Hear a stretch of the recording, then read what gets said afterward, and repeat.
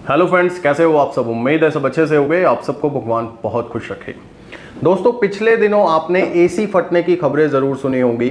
एक खबर चेन्नई से आई थी कि वहाँ पर एक एसी फट गया और किसी की मौत हो गई, और एक खबर आई थी दिल्ली से सटे हुए नोएडा से, वहाँ पर भी एसी फटने से हादसा हो गया था। लेकिन सवाल ये है कि एसी फट क्यों रहे हैं? क्या हमारे घर में लगा हुआ एसी भी फट सकता है?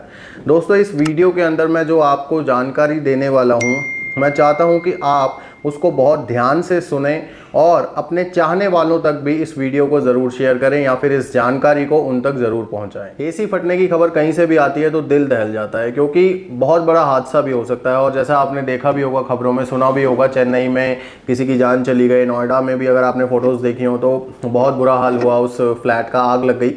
तो ऐसे में आपको एडवाइस मैं सबसे पहले तो ये करूंगा कि आप कोई भी एसी ले रहे हो, बेशक विंडो टाइप ले रहे हो, स्प्लिट टाइप ले रहे हो, इन्वर्टर, नॉन इन्वर्टर, कोई भी किसी भी तरह का अगर आप कोई एसी प्लान कर रहे हैं तो सबसे पहले तो आप नया एसी लें। नया एसी लें और दूसरी बात, आप कोई ब्रांड का एसी लें। बेशक अब वो ब्रांड सस्ता हो, महंगा हो, लेकिन आपको एक रजिस्टर्ड ब्रांड का एसी लेना है, क्योंकि जो ब्रांड होते हैं वो गवर्नमेंट की नॉर्म्स के अनुसार ही अपने प्रोडक्ट्स को बनाते हैं, उनकी टेस्टिंग करते हैं और उसके बाद ही फिर वो मार्केट में उस मॉडल को उतारते हैं।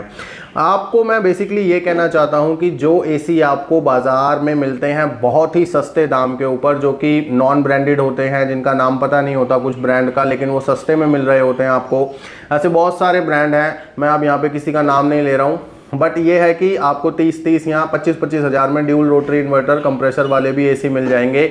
अब पहली बात तो ये है कि हमें क्या पता कि उसके अंदर ड्यूल रोटरी है, सिंगल रोटरी है, या फिर इन्वर्टर कंप्रेसर है भी या नहीं है, और उसके अंदर गैस एक्चुअली कौन सी है, स्टिकर क्या लगा रखा है, कॉइल्स की क्या मतलब डेंसिटी है, कॉपर कॉइल्स जो हैं उसके अंदर वो किस क्वालिटी की हैं, मोटर्स किस क्वालिटी की हैं, पीसीबी किस क्वालिटी की है। तो ये सारी चीज़ें आपको सोचनी है कोई भी एसी लेने से पहले। आप ये सोचिए कि जैसे आपको कुछ ऐप्स हैं, जैसे OLX, फेसबुक वगैरह के ऊपर आपको पोस्ट मिल जाएंगे, इवन कि यूट्यूब के ऊपर भी बहुत सारी वीडियोस आपको मिलेंगी, यहाँ पर आधे से भी कम दाम पे एसी मिलते हैं, ये है वो है। तो जनरल या मित्सुबिशी जैसे ब्रांड के एसी आपको ऑफर कर दिए जाते हैं 25 या 30 हज़ार में, 5 स्टार रेटिंग लेबल के साथ।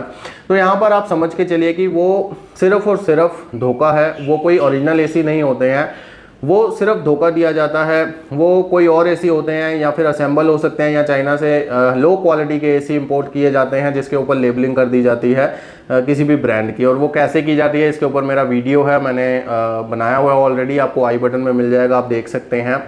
तो आपको कोई भी ऐसा एसी नहीं लेना है सस्ते के चक्कर में, क्योंकि आपकी सेफ्टी सबसे पहले होनी चाहिए।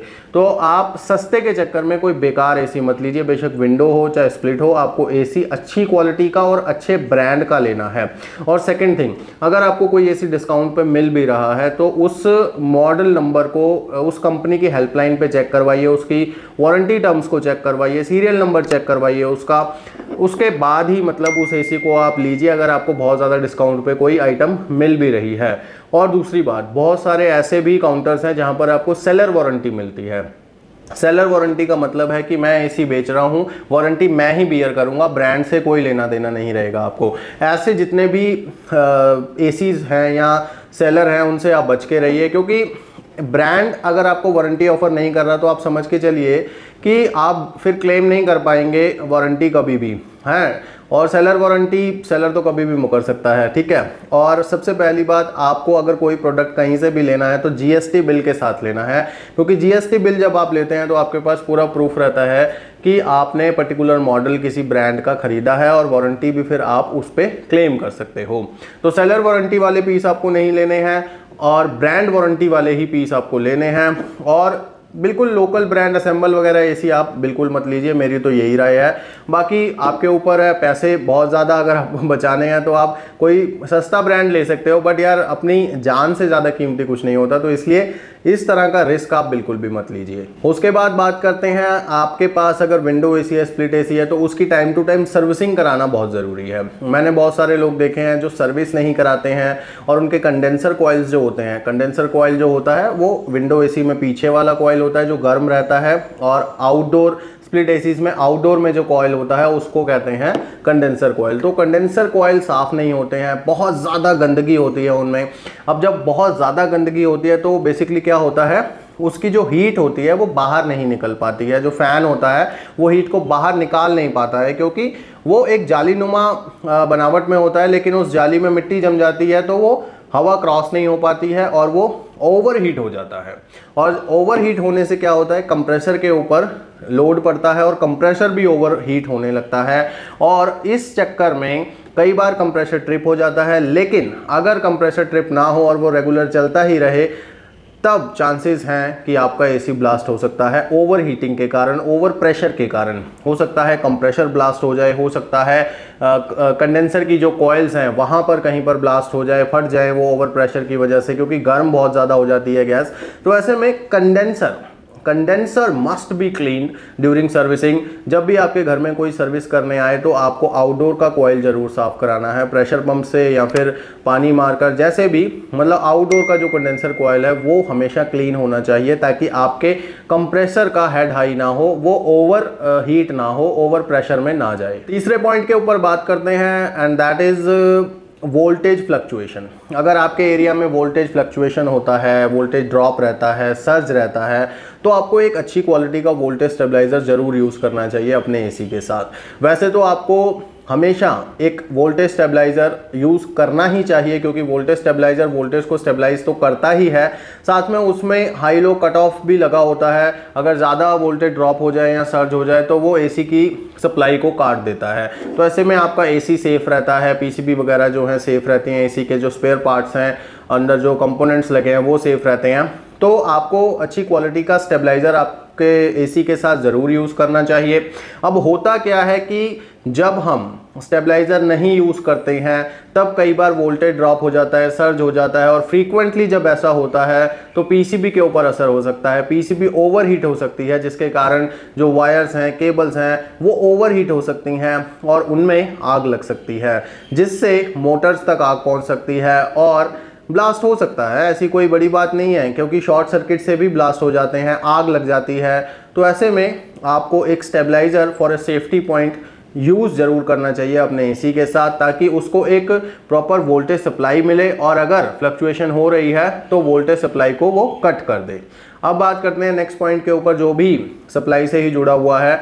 अगर आपके यहाँ पर एसी कोई लग रहा है या आप उसके लिए कोई वायरिंग वगैरह करा रहे हैं, तो आपको अच्छी क्वालिटी का एमसीबी लेके आना है, केबल लेके आनी है, प्लग, सॉकेट, जो भी कुछ आप मतलब लगवा रहे हो वो अच्छी क्वालिटी का होना चाहिए, अच्छी गुणवत्ता का होना चाहिए। कोई भी लोकल सा प्लग मत ले आइए, कोई भी लोकल सा एमसीबी वगैरह मत लेके आइए, हमेशा ब्रांडेड लीजिए।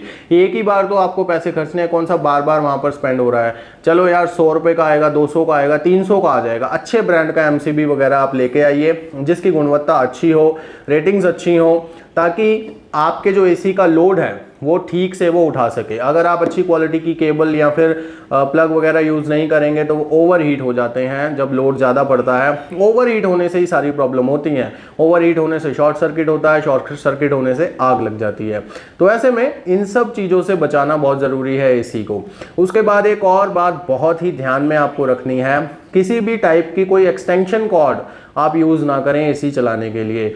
हाँ, आपके पास कोई ऐसी एक्सटेंशन कॉर्ड है जो आपने मैनुअली बनाई है अच्छी वायर या केबल के साथ, जो कि मतलब अच्छी केबल आपने यूज़ करी है, अच्छे प्लग उसमें यूज़ करा है, तो आप उसको ज़रूर यूज़ में ले सकते हैं। लेकिन बाज़ार में मिलने वाली जो एक्सटेंशन कॉर्ड्स होती हैं जिसमें मल्टीपल सॉकेट्स होते हैं, उसको आप कभी मत यूज़ कीजिए, क्योंकि वो इतने ज़्यादा लोड चलाने के लिए नहीं डिज़ाइन की जाती हैं। वो जल सकती हैं, वो ओवर हीट हो सकती हैं, और जैसे कि मैंने बताया कि ये जो सारे जलने के और ब्लास्ट वगैरह होने के रीज़न है, ये ओवर हीट से जुड़े हुए सारे रीज़न होते हैं। तो ऐसे में कोई भी ऐसा चांस मत लीजिए जिसके कारण ओवर हीटिंग हो, बेशक केबल्स में या फिर कंप्रेसर में। अब एक और पॉइंट के ऊपर बात करते हैं जो कि मोस्ट इंपॉर्टेंट है, और वो है एसी के अंदर यूज़ होने वाला रेफ्रिजरेंट। अगर आपके यहाँ पर गैस चार्जिंग हो रही है, गैस लीक हो गई है, आप दोबारा से गैस आप रिफिल करवा रहे हो, तो मेक श्योर आपके एसी में जो ब्रांड की तरफ से गैस आई थी वही गैस आप उसमें दोबारा से रिफिल करवाएं। कई बार क्या होता है कि रॉन्ग गैस रिफिल हो जाती है, जिसकी वजह से एसी फट जाते हैं, क्योंकि जितने भी कंप्रेसर्स होते हैं, कोई कंप्रेसर R22 के लिए डिज़ाइन है तो उसके अंदर R22 ही जाएगी, 32 के लिए है तो 32 ही जाएगी, 410A के लिए है तो इस तरह से जिस भी गैस के लिए कंप्रेसर को डिज़ाइन किया गया है उतने ही अमाउंट में गैस जाएगी उसमें, और उसने उसी गैस टाइप के लिए वो डिज़ाइंड है और उसी हिसाब से वो फिर कूलिंग करेगा और कंप्रेशन करेगा। अगर हम उसमें दूसरे टाइप का गैस डाल देंगे तो कंप्रेशन ठीक से नहीं हो पाएगा या फिर ओवर कंप्रेशन हो जाएगा, जिसकी वजह से ओवर हीटिंग हो सकती है, ओवर प्रेशर हो सकता है और कंप्रेसर फट सकता है, कॉइल्स फट सकती हैं, हादसा बहुत बड़ा हो सकता है। तो ऐसे में जो गैस टाइप है उसके ऊपर हमेशा आप ध्यान रखिए कि जब भी आपके एसी में गैस रिफिल हो रही हो तो आपकी ड्यूटी है कि उसमें उसी गैस को भराया जाए या भरा जाए जो उस एसी में डलकर आई थी ब्रांड की तरफ से। कहीं गलती से दूसरा गैस टाइप अगर उसमें डल गया तो हादसा हो सकता है।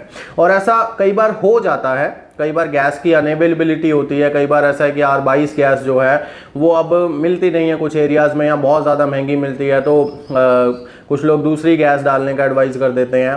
तो ऐसा आपको नहीं करवाना है क्योंकि उससे फिर हादसा हो सकता है, क्योंकि हर गैस का प्रेशर अलग अलग होता है, हर गैस की कूलिंग करने की क्षमता अलग है, कंप्रेशन पैदा करने की उसकी क्षमता अलग है, हर गैस का तापमान अलग है, हर चीज़ें मतलब अलग अलग है सभी गैसेस की। जैसे हमारे ब्लड ग्रुप्स होते हैं, कोई O है, A है, आपस में एक दूसरे में नहीं डाल सकते हम, उसी ब्लड ग्रुप को ढूंढा जाता है जिस ब्लड ग्रुप को मतलब हमें चाहिए होता है। तो वो ऐसे ही आप समझ लो, एग्जांपल के लिए मैंने बताया है कि जिस गैस का कंप्रेसर है उस वही गैस उसमें डलेगी, अदरवाइज कोई ना कोई प्रॉब्लम आएगी।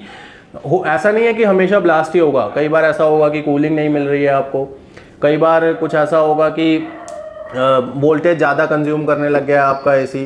तो ऐसी बहुत सारी प्रॉब्लम्स आ सकती हैं, ठीक है।